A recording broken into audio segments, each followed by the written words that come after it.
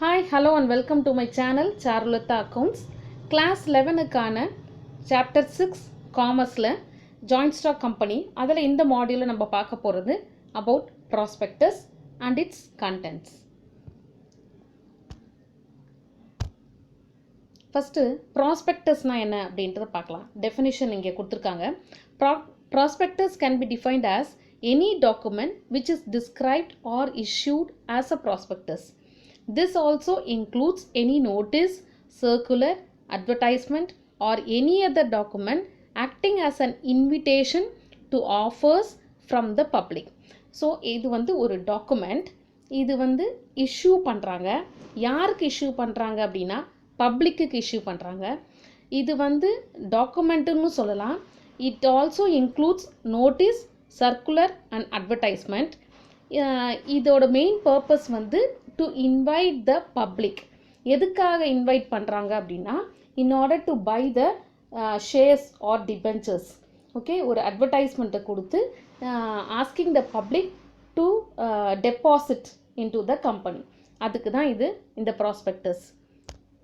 இப்போது கம்பெனி வந்து சர்டிஃபிகேட் வாங்கிட்டாங்க, ரெஜிஸ்ட்ரேஷனுக்காக சர்டிஃபிகேட் வாங்கிட்டாங்க அப்படின்னு சொன்னால் அவங்களுடைய அடுத்த வேலை என்ன அப்படின்னு சொன்னால் they have to invite the public for issuing for subscribing the shares. இது எப்படி பண்ணுவாங்க? இன்னும் வந்து ரெஜிஸ்டர் பண்ணியாச்சு, கம்பெனி ஃபார்ம் பண்ணணும்னு முடிவு பண்ணியாச்சு, இன்கார்பரேட் பண்ணியாச்சு, ரெஜிஸ்டர் பண்ணியாச்சு, அடுத்தது பப்ளிக்கை இன்வைட் பண்ணணும். அதுக்கு இஷ்யூ பண்ணுற ஒரு டாக்குமெண்ட்டு தான் இந்த ப்ராஸ்பெக்டஸ். ஸோ இந்த prospectus can be defined as any document described or issued as a prospectus and includes any notice, circular, advertisement or other document inviting deposits from the public or inviting offers from the public for the subscription or purchase of shares or debentures of a company or body corporate. So main purpose என்ன? Incorporation முடிஞ்சதும் it invites a public in order to purchase the shares from the company. அதுதான் main. So மக்களை வந்து ஷேர்ஸை வாங்கிறதுக்கு invite பண்ணுறதுக்காக ஏற்படுத்துகிற ஒரு document தான் இந்த ப்ராஸ்பெக்டஸ். நீங்களே ஒரு காலேஜில் போய் அட்மிஷன் ஆகணும் அப்படின்னு நினச்சிங்கன்னா அந்த காலேஜை பற்றின ஃபுல் டீட்டெயில்ஸ் உங்களுக்கு தெரியணும்னா அவங்க அந்த காலேஜில் அவங்களோட ப்ராஸ்பெக்டஸை கொடுப்பாங்க. அந்த ப்ராஸ்பெக்டஸில் அந்த காலேஜ் பற்றின ஃபுல் டீட்டெயில்ஸ் இருக்கும். அதே மாதிரி தான் பப்ளிக்கு கொடுக்குற இந்த ப்ராஸ்பெக்டஸில் அந்த கம்பெனி பற்றின ஃபுல் டீட்டெயில் இருக்கும். ஓகே, see இந்த ப்ராஸ்பெக்டஸ் வந்து ரொம்ப it has to be prepared with great care. Because public வந்து சப்ஸ்கிரைப் பண்ண போகிறாங்க. அது வந்து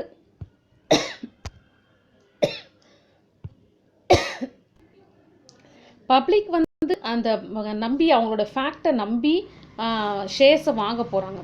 ஸோ இதில் கொடுத்துருக்க எந்த இன்ஃபர்மேஷனும் வந்து என்ன சொல்கிறது, ஃபால்ஸாக இருக்கக்கூடாது. No fact should be withheld in this. எந்த இதையும் இன்ஃபர்மேஷனும் ஹோல்ட் பண்ணி வச்சுக்கக்கூடாது. எந்த ஒரு என்னது ஃபால்ஸ்ஹுட்டான ஒரு ஐடியா இருக்கக்கூடாது.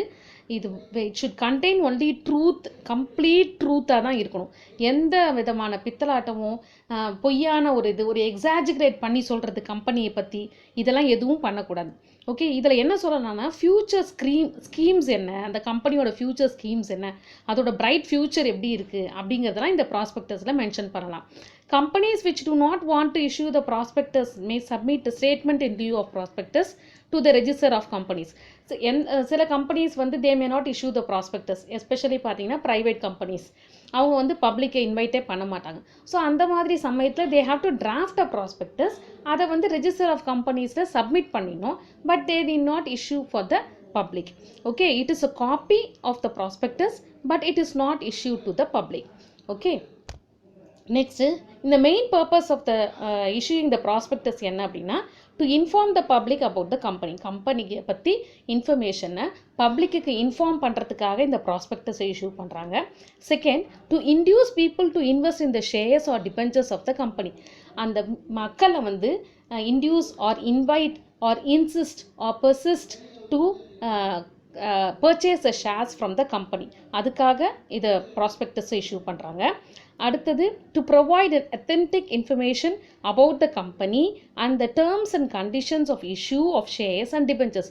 ஸோ ஒரு ட்ரூத்ஃபுல்லான authentic information கம்பெனி பற்றின இன்ஃபர்மேஷனை ஷேர் பண்ணிக்கிறாங்க. அப்புறமா அவங்க அந்த ஷேர்ஸையோ டிபென்ச்சர்ஸையோ என்ன டேர்ம்ஸ் அண்ட் கண்டிஷன்ஸில் இஷ்யூ பண்ண போகிறாங்கன்றதையும் அந்த ப்ராஸ்பெக்டஸில் அவங்க மென்ஷன் பண்ணியிருப்பாங்க. ஸோ இதெல்லாம் பப்ளிக்கு தெரியும். கம்பெனியை பற்றி, அதோட ஃப்யூச்சர் ஆஸ்பெக்ட்ஸை பற்றி ஒரு ட்ரூத்ஃபுல்லான ஒரு information. And at the same time நாம் கொடுக்குற அந்த இன்ஃபர்மேஷனை வச்சு பப்ளிக் வந்து இன்டியூஸ் ஆகணும் to buy the shares from that particular company. இதுதான் main objective for issuing the prospectus. So நீ காலேஜில் ஒரு ப்ராஸ்பெக்டஸ் வாங்கினாலும் அதில் அவங்க கொடுத்துருக்குற இந்த இன்ஃப்ராஸ்ட்ரக்சர்ஸு, அந்த ஃபேக்கல்ட்டிஸ் பற்றின இன்ஃபர்மேஷன் இதெல்லாம் ஒரு அட்ராக்டிவாக இருந்ததுன்னா நமக்கு என்ன தோணும்? அந்த காலேஜில் போய் நமக்கு சேரணும்னு தோணும் இல்லையா? அதே மாதிரி தான் இந்த ப்ராஸ்பெக்டஸ் கொடுத்துருக்க இன்ஃபர்மேஷனை வச்சு பப்ளிக்கு வந்து அந்த கம்பெனியில் இன்வெஸ்ட் பண்ணணும் அப்படிங்கிற அந்த தாட் வரணும். Okay, so this is mean. அதே மாதிரி இந்த ப்ராஸ்பெக்டஸ் வந்து it should be dated. So the date given in the prospectus shall be taken to be the date of its publication unless proved to be contrary. Date of filling of the prospectus with the registrar is taken to be the date of its issue. So இந்த prospectus வந்து as it is நீயா draft பண்ணி நீயா பப்ளிக்குலாம் issue பண்ண முடியாது. நீ வந்து ஒரு ப்ராஸ்பெக்டஸை டிராஃப்ட் பண்ணி அந்த ரெஜிஸ்டர் ஆஃப் கம்பெனியில் நீ வந்து அதை சப்மிட் பண்ணணும், அவங்க அதை அக்செப்ட் பண்ணணும், சைன் பண்ணணும். அதுக்கப்புறம் தான் நீ அதை பப்ளிக்கு இஷ்யூ பண்ண முடியும். ஸோ எந்த டேட்டில் நீ வந்து அந்த ரெஜிஸ்டர் ஆஃப் கம்பெனிஸ்க்கு நீ வந்து கொடுத்துருக்கியோ அந்த டேட்டை வந்து அவங்க என்னவா எடுத்துக்கிறாங்கன்னா டேட் ஆஃப் இஷ்யூவாக எடுத்துக்கலாம். So every prospectus must be dated. Date வந்து compulsory. Okay, next which company does not require the prospect. எந்த மாதிரி கம்பெனிஸ்லாம் ப்ராஸ்பெக்டஸ் தேவையில்லை அப்படின்னு பார்த்தீங்கன்னா, நான் ஏற்கனவே சொல்லியிருக்கேன், இந்த private limited company. Prospectus is a detailed statement that must be issued by the company that goes public. Public கம்பெனியாக இருந்து பப்ளிக்கு போய் ரீச் ஆகணுன்ற கம்பெனி எல்லாம் வந்து ப்ராஸ்பெக்டஸ் இஷ்யூ பண்ணுவாங்க. But private limited companies do not need to issue the prospectus because the public is not invited to subscribe for the shares of the company. So private limited companyல அவங்க பப்ளிக்கு கால் பண்ணவே போகிறதில்ல, invite பண்ணவே போகிறதில்ல. அவங்களுக்குள்ளே இருக்கிற மெம்பர்ஸை வச்சு தான் அவங்க கம்பெனியை ரன் பண்ண போகிறாங்க. So private company need not issue the prospectus. Okay, next contents of prospectus. So இப்போது பேசிக்கலாக பார்த்தீங்கன்னா ப்ராஸ்பெக்டஸ் அப்படிங்கிறது ஒரு விண்டோ. அதை வச்சு தான் வந்து ஒரு ப்ராஸ்பெக்டிவ் இன்வெஸ்டர், அந்த ஃப்யூச்சர் இன்வெஸ்டர் என்ன பண்ணுவாங்கன்னா soundness of the company. So can look into the soundness of the company's venture. As per section 26 and rule 3, every prospectus shall be dated and signed and shall contain the following matters. So இப்போ பார்த்தீங்கன்னா இந்த ப்ராஸ்பெக்டஸுங்கிறது வந்து ஒரு window மாதிரி. அதை வச்சு தான் ஒரு இன்வெஸ்டர் வந்து அந்த கம்பெனியோட கேப்பபிலிட்டியை பற்றி, எஃபிஷியன்சியை பற்றி பார்க்க முடியும்.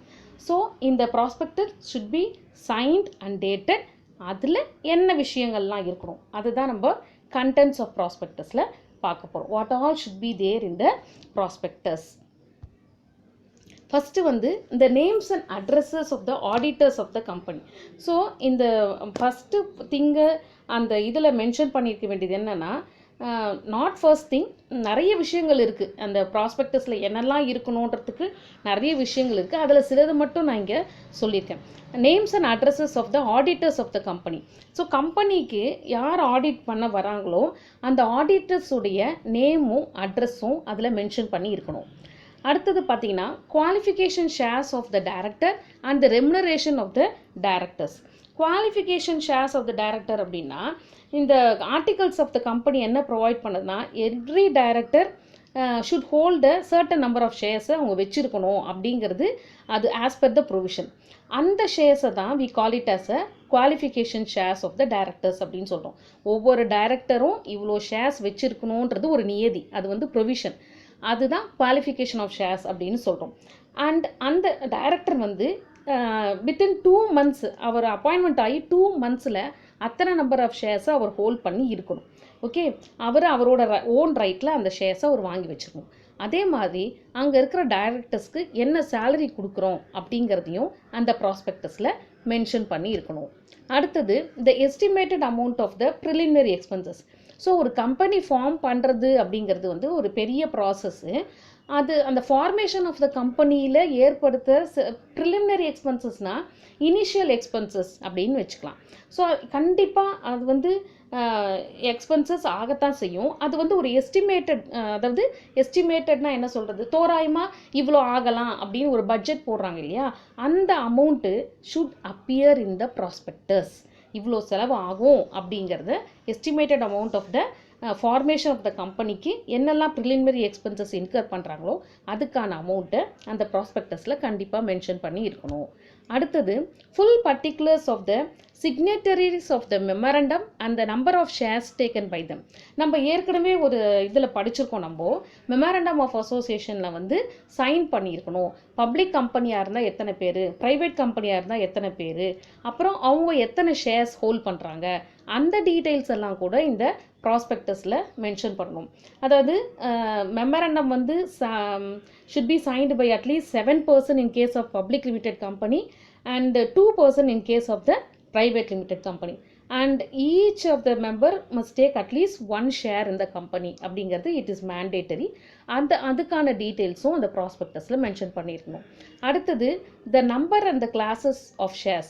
அதாவது கம்பெனி வந்து any number of classes of ஷேர்ஸை க்ரியேட் பண்ணலாம். ஆனால் ரியாலிட்டி பார்த்தீங்க அப்படின்னு சொன்னால், in order to concentrate on the voting power ஒரு சர்டன் குரூப் ஆஃப் பீப்புள், அதுக்காக தான் இந்த நம்பர் ஆஃப் கிளாஸ். இப்போ இதில் வந்து கிளாஸ் ஏ கிளாஸ் பின்னு நிறைய இருக்குது. ஸோ கிளாஸ் ஏ ஷேர்ஸ் வந்து என்ன பண்ணுவாங்க அப்படின்னு சொன்னால், அவங்க வந்து 10 ஓட்டிங் ரைட்ஸ் கொடுப்பாங்க. ஒரு ஸ்டாக் ஒரு ஷேர் வச்சுருக்கவங்களுக்கு என்ன பண்ணுவாங்க, 10 ஓட்டிங் ரைட்ஸ் கொடுப்பாங்க.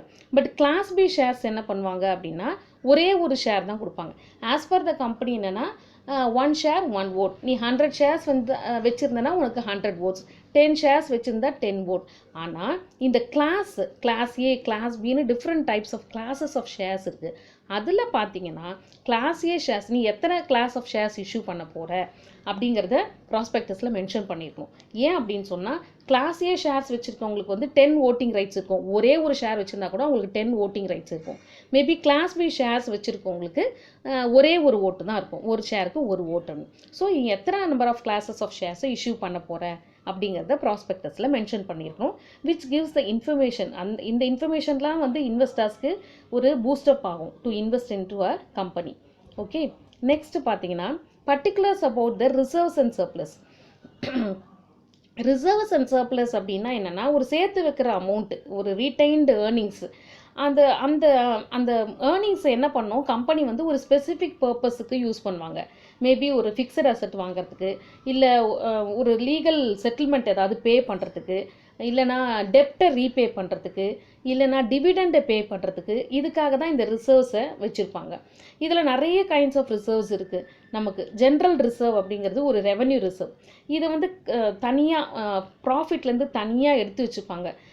ஃப்யூச்சரில் ஏதாவது ஒரு பர்பஸ்க்கு யூஸ் பண்ணலாம் அப்படின்னு சொல்லி they will keep aside from the profits of the company. அது வந்து ஜென்ரல் ரிசர்வ்.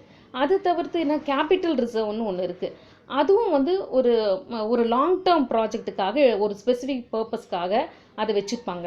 இல்லைனா கேபிட்டல் எக்ஸ்பென்சஸ் ஏதாவது வந்தால் அதை மீட் பண்ணுறதுக்காக வச்சுருப்பாங்க.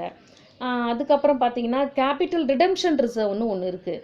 ஸோ இது எதுக்காக க்ரியேட் பண்ணுறாங்கன்னா, அன்டிஸ்ட்ரிபியூட்டட் ப்ராஃபிட்ஸ்லேருந்து அந்த மாதிரி. ஸோ நிறைய விஷயங்கள் இருக்குது இந்த ரிசர்வ்ஸ் அண்ட் சர்ப்ளஸஸ்ன்னு பார்த்தீங்கன்னா. ஒரு அமௌண்ட்டை அவங்க என்ன சொல்கிறது, ஒதுக்கி வைக்கிறாங்க to use for the particular purpose. நான் ஏற்கனவே சொன்ன மாதிரி ஒரு லீகல் பேமெண்ட்டுக்கோ இல்லைனா டெப்டை கிளியர் பண்ணுறதுக்கோ அந்த மாதிரி. ஓகே, ஸோ இது டிவிடெண்ட் ரிசர்வ்னு ஒன்று இருக்குது. அதாவது ஒரே amount, similar amount of the dividend தான் வந்து எவ்ரி இயர் கொடுக்கணும் அப்படின்னு சொல்லி அதுக்கு ஒரு ரிசர்வ் வச்சுருப்பாங்க. அது பேர் டிவிடெண்ட் ரிசர்வ் அப்படின்னு சொல்லலாம்.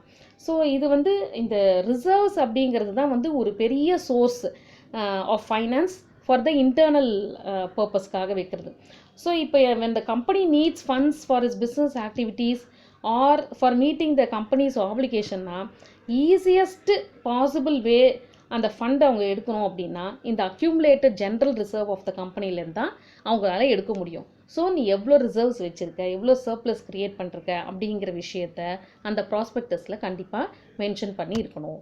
அடுத்தது the amount payable on application on allotment and calls. So நமக்கு வந்து அவங்க வந்து சப்ஸ்கிரைப் பண்ண போகிறாங்க, ஷேர்ஸ் இஷ்யூ பண்ண போகிறாங்கன்னா ஒரு ஷேரோட வேல்யூ வந்து 100 rupees அப்படின்னா நீ அப்ளிகேஷன் மணி எவ்வளோ ருபீஸ் வாங்க போகிற, அலாட்மெண்ட் மணி எவ்வளோ வாங்க போகிற, அந்த 100 rupees நீ எப்படி கலெக்ட் பண்ண போகிற, எப்படி டிமாண்ட் பண்ண போகிற, ஃபர்ஸ்ட் கால்க்கு எவ்வளோ, செகண்ட் கால் எவ்வளோ, ஃபைனல் கால் எவ்வளோ, அப்புறம் அது ரிசர்வ்ஸ் என்ன மெயின்டைன் பண்ணுறியா அதுங்கிறத பற்றி எல்லாமும் அந்த ப்ராஸ்பெக்டஸில் மென்ஷன் பண்ணி ஆகணும். அடுத்தது reports of the auditors regarding the profits and losses of the company. So நான் ஏற்கனவே ஃபஸ்ட்டு நான் சொன்னேன் names and addresses of the auditors இருக்கணும். யாரெல்லாம் வந்து கம்பெனியில் ஆடிட் பண்ணுறாங்களோ அவங்களுடைய நேம்ஸ் அண்ட் அட்ரஸஸ் இருக்கணும் அப்படின்னு நம்ம பார்த்தோம். சரி, இப்போ இதில் என்ன பார்க்குறீங்க அப்படின்னு சொன்னால் ரிப்போர்ட்ஸ் ஆஃப் த ஆடிட்டர்ஸ். இப்போ வந்து for example reports relating to the profit and losses of every 5 financial years, ஒரு 5 வருஷத்துக்கான ஃபினான்ஷியல் ஸ்டேட்மெண்ட்டை கம்பெனி வந்து எப்படி போயிட்டுருக்குது, ப்ராஃபிட் அண்ட் லாஸோடைய ஸ்டேட்மெண்ட்டை அந்த ப்ராஸ்பெக்டஸில் சப்மிட் பண்ணி ஆகணும். சப்போஸ் 5 years ஆகலை அந்த கம்பெனி ஆரம்பிச்சு அப்படின்னு சொன்னால் ஒரு என்ன சொல்கிறது, ஒவ்வொரு ஃபினான்ஷியல் இயர் அதுக்கு முந்தி என்ன ஃபினான்ஷியல் இயர் முடிஞ்சிருக்கோ அப்போது அந்த சமயத்தில் அதை அந்த அந்த இயருக்கான profits and losses of the கம்பெனியை அந்த ப்ராஸ்பெக்டஸில் மென்ஷன் பண்ணி ஆகும். So these are all the contents regarding the prospectus. Okay, so கம்பெனியை வந்து எவ்ரி 5 year அந்த ஃபினான்ஷியல் ரிப்போர்ட்டை சப்மிட் பண்ணணும். ஸோ கம்பெனி ஆரம்பித்து 5 year ஆகலை அப்படின்னா அதுக்கு முந்தின வருஷத்துடைய ப்ராஃபிட்டு என்ன அப்படிங்கிறத சப்மிட் பண்ணணும். Okay, so these are all the contents regarding the prospectus. Hope you're clear with this, and this is all about chapter 6 over namakku. Then we will move on to chapter 7. Okay, cooperative organization next module la paakalam. Thank you children.